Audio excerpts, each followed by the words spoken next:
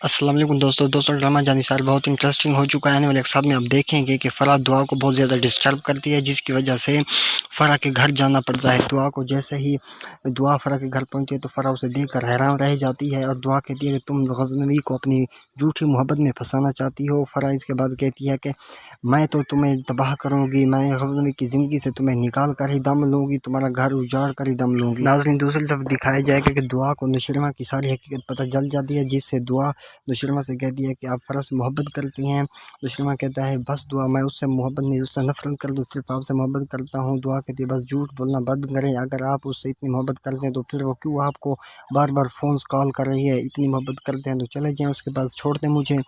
اس میں نوشرما غصے میں آ جاتا ہے اور کہتا ہے کہ بس کرو دعا، تم سے محبت کر تو اس کا ہرگز مطلب نہیں ہے کہ تمہاری ناجائز بات بھی مان لوں گا۔ اس کے بعد دعا کہے گی کہ میں نے سمجھا کہ اب بھی آپ فرح سے محبت کرتے ہیں۔ نوشرما کہتا ہے کہ ہاں بالفرض میں اس سے محبت کرتا ہوں، اور بالفرض اگر میں اسے چاہنا بھی چاہتا تو کون روکے گا مجھے۔